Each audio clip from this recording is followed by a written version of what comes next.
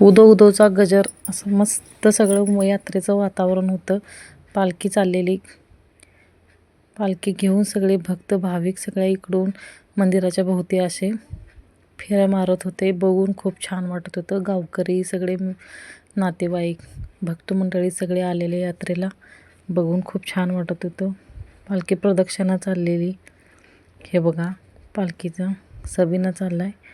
छबिना असा मस्त सगळेजण एकदम खूप आनंदी आहेत, असं छान वाटाले बघून. हे बघा छोटे मोठे सगळे मंदिराच्या भोवती एवढी गर्दी, मस्त वाटायला लागलेलं असं बघून. अशा 5 फेऱ्या होत्यात मंदिराभोवती. हे परशुरामाचं मंदिर आहे आणि इकडं ना हे यल्लमाचं मंदिर आहे. असं छान 5 फेऱ्या निघतात इकडून तिकडून अशा. हे बघा भक्त किती आलेले आहेत. अशी गर्दी तर खूप होती. संध्याकाळची वेळ होती, असं छान वाटायला लागलेलं. भंडाऱ्याची उधळण बघा, सगळे असे 1 2 3 4 5 फेऱ्या निघतात. किती गर्दी आहे बघा तुम्ही सगळे.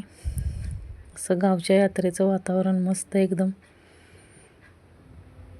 हे बघा सगळे असे एकदम. हे बघा पालखी चाललेली आहे, भंडाऱ्याची उधळण चालली, हळद कुंकू खोबऱ्याचा आणि उधळण चाललेलं आहे. सगळ्यांचा मनाचा एकदम ना आनंदाचा ठेवा कुठंही करू कळेनासं झालेलं. मस्त सगळे एकदम आनंदी होते. हे बघा भाविक भक्त सगळे ना असे छान खुश होऊन सगळे देवदर्शन करायला आलेले सगळे पालखीच्या भोवती होते. पालखी प्रदक्षिणा चाललेली.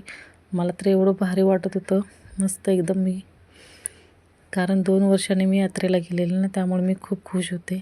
देवदर्शन केलं आणि पुन्हा पालखी किचा चाललेली म्हणून मी थांबलेला व्हिडिओ बनवला. असा मनाला एकदम भावत होतं, भारी वाटायला लागलेलं. मी तर खूप खुश होते, काय सांगू तुम्हाला. देवीचं दर्शन झालं. आज सकाळी पालखी सगळ्या पहाटेपासून पालखी सगळ्या गावात प्रत्येक घराघरात फिरत होती.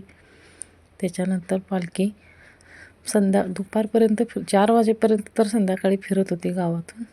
त्याच्यानंतर संध्याकाळी पालखी किचात जाऊन आली. किचात जात असताना पुन्हा इकडे पालखी प्रदक्षिणा